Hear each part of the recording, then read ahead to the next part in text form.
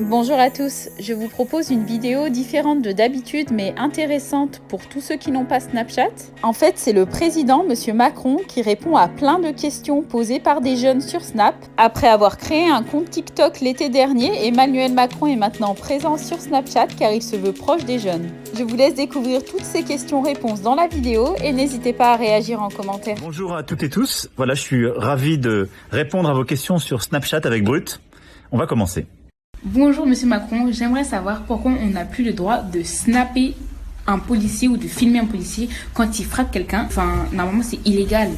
Là, on va faire attention, c'est qu'il ne faut pas que quand vous snappez ou que vous prenez une vidéo, il y ait une situation qui puisse vraiment mettre en danger la vie d'un policier. Ce ne sera pas interdit, on ne va pas flouter, mais simplement chacun aura la responsabilité de ce qu'il diffuse. Et ça, c'est très important. Maintenant, moi, je vous invite aussi à prendre des vidéos sur toute action violente, parce que je regarde les manifestations. S'il y a parfois des gestes violents de nos policiers, et je les désapprouve, c'est parce qu'il y a beaucoup de violence de certains citoyens qui ne viennent que pour ça. Aidez-moi, filmez-les, aidez-nous à les trouver. Bonjour Monsieur Macron, j'aimerais savoir, c'est quand qu'on revient à notre vie d'avant? Parce que là, ça commence à manquer. Alors, je comprends parfaitement. J'espère que la vie d'après sera même encore mieux que la vie d'avant, parce qu'on va avoir appris des choses en termes de solidarité, d'innovation, le plus vite possible. Je pense qu'on aura encore une vie avec le virus pendant quelques mois. J'espère qu'au printemps-été prochain, on arrivera à passer un cap où il sera beaucoup moins là. Voilà, au mieux. Mais je peux pas faire de promesses définitives. J'aimerais savoir si vous êtes partant pour faire un album de rap, faire des feats avec Donald Trump, Angela Merkel, même avec les ministres, etc. Merci pour l'invitation. À mon avis, ça va donner un résultat bizarre. Donc, réfléchissez bien avant de produire ce truc. Donc, tant que je suis président, à mon avis, c'est pas le meilleur truc que j'ai à faire. Après, moi, je suis ouvert. Bonjour, j'aimerais savoir s'il est possible d'être arabe ou noir et de ne pas avoir de conflit avec la police. Parce que les policiers nous aiment pas. Hein. Bonjour, alors... Bien évidemment oui, parce qu'on est arabe ou noir, on peut être victime de discrimination au logement, à l'emploi et dans les contrôles. Il y a quelques policiers qui sont comme ça, il y en a beaucoup d'autres qui eux-mêmes sont arabes, sont noirs et donc n'ont rien à voir avec le racisme. La meilleure façon de lutter contre, c'est de pouvoir signaler et réagir. Dès janvier, on va mettre en place d'abord un grand sondage contre les discriminations et puis une plateforme d'alerte avec défenseurs des droits, associations pour que vous puissiez signaler quand ça vous arrive. Qui vous l'a fait, où, et qu'on puisse réagir derrière, et nous, mieux former policiers, gendarmes, et répondre à ces problèmes. Bonjour Monsieur le Président de la République, ce serait pour savoir quand est-ce que les salles réouvriront. Parce qu'avec le confinement, c'est pas que je prenne du poids, mais un peu quand même. Bon, ça a l'air d'aller encore à peu près à ce stade, si je vous regarde. Alors, les salles de sport, d'abord là, on rouvre le sport pour les jeunes, accompagnés. Si les résultats sont bons mi-janvier, le 20 janvier, ça rouvre. Sinon, 3 semaines plus tard. Alors bonjour Monsieur le Président, j'aimerais avoir selon vous la définition de la laïcité. Bonjour, alors je viens de me faire engueuler parce que la première réponse était trop longue. Donc la laïcité, c'est la liberté de croire et de ne pas croire. La laïcité, c'est que dans la République, vous pouvez croire comme vous voulez à votre religion, il y a une chose, vous devez respecter toutes les lois de la République et que votre religion ne justifie jamais de s'en sortir. Et puis l'autre point, c'est que l'État, lui, est neutre. Et donc il y a une séparation entre le religieux et le politique. Est-ce que vous comptez aborder plus directement le sujet de la légalisation du cannabis en France? Moi, je suis pas tellement pour la légalisation du cannabis, pour être très direct avec vous, hors usage thérapeutique, parce que je pense que c'est quand même pas très bon. J'ai eu aucune étude qui démontrait que c'était super bien pour mieux apprendre, pour être mieux dans sa vie, et donc je suis plutôt pour qu'on reste avec nos règles actuelles. Et puis tous ceux qui disent qu'il y aura moins de trafic, j'ai peur que le jour où on autorise le cannabis, ceux qui font du trafic avec le cannabis aillent le faire avec du plus dur encore. Est-ce qu'un jour tout le monde pourra pratiquer sa religion comme il le sent, que ce soit à l'école, dans les lieux publics ou au travail, que ce soit musulman, juif, bouddhiste ou chrétien? Bonjour, alors dans la République elle n'a pas à voir avec votre religion. Alors à l'école et dans l'école de la République, c'est un lieu de neutralité. Donc on ne peut pas pratiquer sa religion à l'école. Mais pour le reste, vous pouvez tout à fait pratiquer votre religion en France, quelle qu'elle soit. Simplement, il faut que ce soit compatible avec ce qu'est la vie en société. Et donc, il faut de la tolérance chez chacun et de la bonne intelligence. En tout cas, je veux que dans les lieux de culte, partout en France, chacun puisse continuer à exercer sa religion, quelle qu'elle soit. Bonjour, c'est de savoir si on pourra enlever les masques pour l'été 2021. Alors, je l'espère, mais ce virus m'a appris à ne pas faire des promesses que je ne pourrais pas tenir. Donc, on va tout faire pour. Si on arrive à respecter les règles là pendant les fêtes, que ça repart pas, si on s'organise bien ensuite avec vraiment se tester, télécharger tous anti-Covid, réussir à prévenir les amis quand on est infecté, s'isoler au moins pendant 7 jours quand on a le Covid, et puis si progressivement on développe le vaccin, j'espère qu'on va pouvoir lâcher le masque à l'été prochain. Bonjour Monsieur le Président, c'était pour vous demander si les policiers auteurs de bavures policières sont vraiment suspendus et définitivement. Oui, je suis pour qu'il y ait à chaque fois une sanction, qu'elle soit rapide, qu'elle soit transparente et qu'elle soit proportionnée. D'abord que ce soit signalé, ensuite qu'il puisse y avoir une enquête qui soit menée par à la fois la hiérarchie mais aussi l'inspection générale de la police. Dans certains faits plus graves, quand ça relève de la justice, qu'on puisse très vite déclencher une enquête judiciaire, ce qu'on a fait au moment justement d'ailleurs de l'agression de Michel Z, et qu'à chaque fois il y ait une réponse qui soit ou judiciaire ou disciplinaire et qu'on puisse en rendre compte. Oui, bonjour. Je sais que vous n'allez pas répondre, mais pourquoi vous parlez pas des Ouïghours enfermés en Chine? Merci. J'ai parlé plusieurs fois des Ouïghours et j'en ai parlé d'abord aux autorités chinoises parce que moi, ce qui compte, c'est que j'essaie de faire changer les choses. Donc j'en ai parlé au président chinois, j'en ai parlé à plusieurs de ses ministres, j'en ai parlé aussi dans des déclarations ou communiqués que j'ai pu faire publiquement pour condamner et je continuerai à en parler. Le plus efficace, c'est qu'on en parle en européen, qu'on agisse pour qu'il puisse y avoir de mission de l'Organisation des Nations Unies sur place qui constate pour qu'il puisse y avoir un accompagnement humanitaire et qu'on puisse faire cesser ces traitements inhumains et inacceptables. Bonjour monsieur, la question que je souhaiterais vous poser est comment un président de la République arrive-t-il à gérer ses sentiments et ses émotions personnelles lorsque la France traverse une crise difficile? Je vais vous dire, on fait ce qu'on peut. Donc il y a des moments où on y arrive bien, il y a des moments où on y arrive moins bien, et quand on y arrive moins bien, on est plus fatigué ou plus malheureux, ou alors on s'énerve dans des occasions où on ne devrait pas s'énerver. Parfois d'ailleurs ça s'est vu. On fait de son mieux. En tout cas, de là où je suis, moi j'ai pas le droit d'avoir des états d'âme et de me plaindre, parce que d'abord vous m'avez fait confiance pour me confier les rênes du pays, et qu'ensuite il faut toujours essayer de faire mieux et d'entraîner. Mais je fais ce que je peux. Eh bien bonjour Monsieur le Président, j'avais une question. Comment vous vivez le confinement? Respectez-vous vos règles? J'ai changé les modes de réunion, les déjeuners aussi, les dîners, les sorties comme vous, donc oui, je les respecte. Après, c'est beaucoup moins dur à vivre pour moi et pour toutes celles et ceux qui ont de l'espace et qui sont pas dans la précarité, donc je vais pas me plaindre du tout.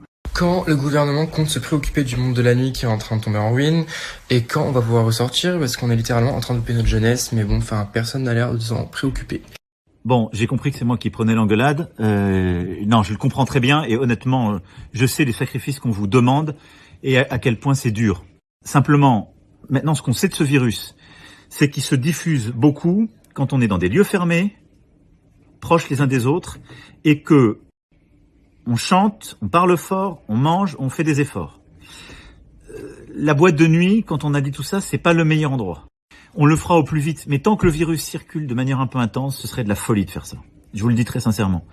Ça va durer, je vais pas vous mentir, encore quelques semaines, voire quelques mois. Monsieur le Président, est-ce que vous pensez qu'il va y avoir une 3e vague du coronavirus? On va tout faire pour l'éviter. Il y a des pays qui ont leur 3e vague en Asie aujourd'hui. Je pense que nous, si on s'organise bien, si on arrive à bien tester, alerter, protéger, si on arrive à réagir très vite à chaque fois, on peut l'éviter. Mais je serai prudent et je pense que de ce qu'on a appris de ce virus, il faut en particulier être prudent là jusqu'au printemps. Parce que c'est un virus qui aime bien le froid, l'humidité et quand on vit tous à l'intérieur ensemble. Donc malheureusement, faut pas l'exclure, on va tout faire pour l'éviter. On a tous une partie de la solution. Est-ce que vous ou le gouvernement envisagez des mesures concernant les personnes fichées S, qui se trouvent souvent en situation de liberté? Merci. Alors, il faut savoir que quand on parle de fichiers S, ce sont des gens qui sont sensibles, mais ce sont des fichiers de renseignement, ce sont des fichiers qui sont alimentés par nos services, mais ils sont administratifs. C'est pour permettre le suivi, surveiller, prévenir des actes terroristes ou dangereux. Ça n'a aucun sens de mettre en prison les gens qui sont fichés S ou FSPRT, parce que ça voudrait dire que sur une base administrative, sans contrôle du juge, on pourrait mettre quelqu'un en détention. J'ai vraiment l'impression qu'en France, l'islamophobie est masquée par la laïcité. Qu'est-ce que vous avez à nous dire pour nous rassurer? Bonjour, je pense que ce sont deux choses qui sont très différentes. La laïcité, c'est une liberté de croire ou de ne pas croire. La laïcité, elle n'est contre aucune religion. Ce qui se passe aujourd'hui, il faut bien le dire, c'est que il y a des groupes qui ont utilisé l'islam pour faire une idéologie et en quelque sorte séparer certaines personnes du projet commun qu'est la République. C'était pour vous demander une question sur le Covid. c'est quand on va commencer les vaccins, on va se faire vacciner. Est-ce que ça sera obligatoire? Voilà. On va commencer le plus tôt possible, peut-être fin décembre ou début janvier, la vaccination, mais d'abord pour les personnes âgées qui sont en EHPAD, plutôt ensuite en ville pour les personnes les plus âgées parce que c'est elles qui ont les formes les plus graves et qui en meurent le plus, et on va progressivement ouvrir. Et donc, pour la population générale, ça viendra ensuite progressivement à partir du printemps-été. Ce ne sera pas obligatoire, c'est le choix qu'on a fait, parce qu'on veut plutôt que les gens soient convaincus, et donc ce sera sur un acte d'adhésion individuelle, et en transparence complète, on dira à chaque fois ce qu'on sait, ce qu'on ne sait pas sur chaque vaccin. Bon, moi je suis un jeune, j'habite dans une banlieue parisienne, et j'ai un bac ES, mais si demain je veux devenir président de la République, vous me conseillez de faire quoi? Je pense que tous les présidents avant moi qui m'auraient donné des conseils m'auraient conduit à ne pas devenir président de la République. Donc très sincèrement, j'ai envie de dire essayez d'être au maximum indépendant de, je dirais, de toutes les pressions ou autres. 2, faut que vous ayez un projet pour le pays. Vous savez, notre projet, le fameux truc que j'ai hurlé il y a à peu près 4 ans maintenant. Mais le meilleur conseil, c'est d'être vous-même. Bonjour Monsieur Macron, je voulais savoir ce que vous comptiez faire à propos des migrants qui ont été évacués très violemment le lundi 23 novembre à Paris. Je l'ai dit, à chaque fois qu'on évacue, on doit avoir une solution de logement rapide. Donc 1, hébergement d'urgence. 2, aller très vite pour instruire les dossiers, si ce sont des demandes d'asile ou de visa.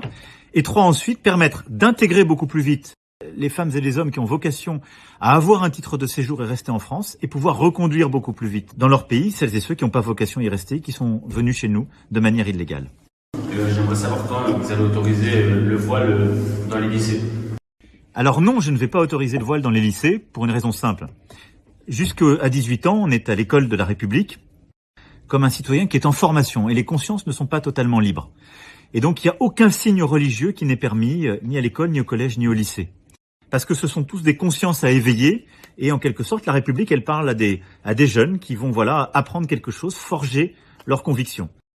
Après les 18 ans, c'est aussi pour ça par exemple que le voile est permis quand c'est un choix à l'université pour les jeunes filles qui le veulent. Bonjour, alors moi j'aimerais juste savoir qu'est-ce que vous comptez faire pour l'écologie concernant l'année 2021. Bonjour, alors sur l'écologie, on va accélérer en 2021 grâce au plan de relance. Donc 1, accélérer la rénovation thermique des bâtiments, MaPrimeRénov', changer plus vite les bâtiments. 2, changer plus vite les vieux véhicules. Il y a plein d'autres trucs, en particulier au niveau européen, international, mais il paraît que je suis déjà trop long. Bonjour Monsieur Macron, c'est pour savoir si vous pensez que Joe Biden va faire un bon président des États-Unis. Je l'espère pour les États-Unis et pour nous. En tout cas, c'est un président qui a décidé de revenir dans l'accord de Paris pour le climat, ce qui est une formidable nouvelle. C'est un président qui a décidé de revenir dans l'Organisation mondiale de la santé, autre très bonne nouvelle. Et après, je fais confiance au peuple américain et à lui pour réussir. Ma question porte sur l'interdiction du glyphosate que vous aviez promis il y a 3 ans. Beaucoup d'agriculteurs sont encore dépendants de ce produit. Que faites-vous pour les aider à trouver une alternative ? On sera en 2022 à moins 50% du glyphosate. Qu'est-ce qu'on fait pour aider les agriculteurs à s'en sortir ? 1, pousser en Europe pour que tous les agriculteurs européens aient les mêmes échéances. 2, on va les aider à financer le changement. 3, la recherche.